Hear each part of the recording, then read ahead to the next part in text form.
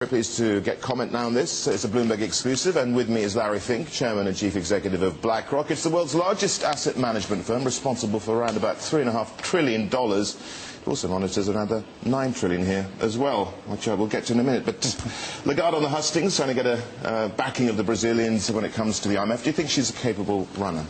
Yeah, Christine is a very capable banker, but I think we've seen the French playing that role for many times now. I think through a process in which we are looking at many candidates. The central banker from Mexico is a very strong candidate. The finance minister from Thailand is an incredibly strong candidate. So we have many qualified candidates. There should be a process. I think they said they're going to try to find a conclusion to the process at the end of June. So in the next 30 days, we're going to see who comes from this. But I think the argument that they have is that it's the European morass at the moment is something which only a European can understand. Do you think that's being arrogant? I wouldn't use the word arrogant, but I would think it's being short-sighted. The IMF is playing a large role worldwide. No question the European problem, which we are quite worried about. In fact, we've been very vocal about how worried we are with Europe. I think a credible, capable candidate is going to have to tackle Europe, irregardless of where your home base is. You know, you mentioned you're worried about Europe. You must be very worried about Greece. Are they just kicking the can down the road, as people keep on saying at the moment, and not allowing Greece to go down the road of what they see, or many see, as the inevitable, i.e. a default? The European problem is way beyond Greece. Greece is the most immediate problem.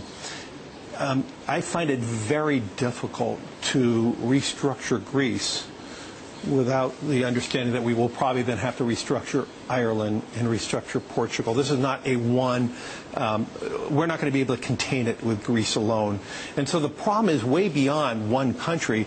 And before we restructure any one country, because the banking system in Europe owns all this debt. And so if we restructure one country, we are now basically putting huge capital stress on these banks.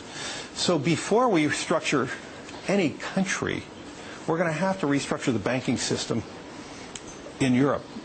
I believe we're going to need a giant TARP, to use a common word. Or the Irish version NAMA, for instance. We're going to have to recapitalize many of the smaller banks in all the different countries.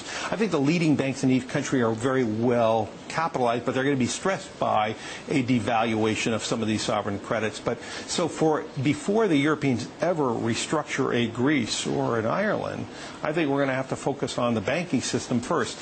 Upon the restructuring of the banking system, a process of restructuring sovereign credit is much more credible. Would the shockwave from that be worse than the collapse of Lehman? Absolutely not, because Lehman Brothers was a shock because of the unknown. We know so much more now of the intricacies and interdependencies. We actually know if there is a default in Greece, who owns the Greek debt.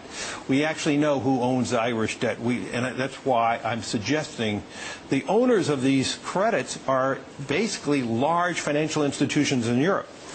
And so this is why we're suggesting a restructuring and a recapitalization of some of these, of the banking system, before we restructure the sovereign credits. Okay, I just want to get to a quote. You quoted as saying, this is when you were in Singapore, the weekend that the bankruptcy was announced at Lehman Brothers. You said that when you went back to New York the next day, you said you felt like Charlton Heston in Planet of the Apes. And I came back and the whole world had changed. How do you feel now? Have we got beyond that? Where have we got to in the whole recovery process?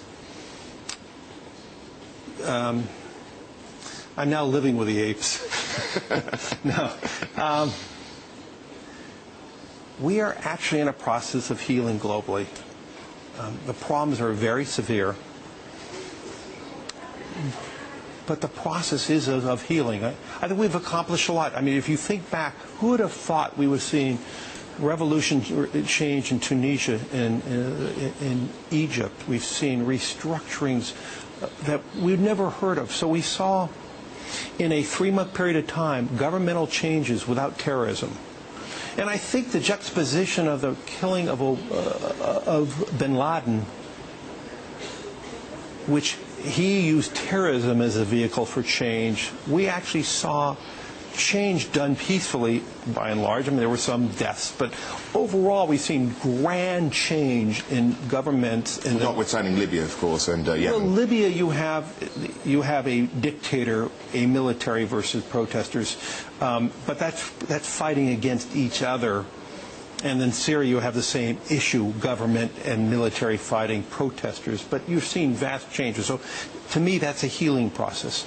I think in the United States, we're seeing finally the U.S. government tackling many of the problems. The bankrupting of the U.S. auto companies in 2009 is now translating into the most robust auto industry in the United States in tens and tens of years.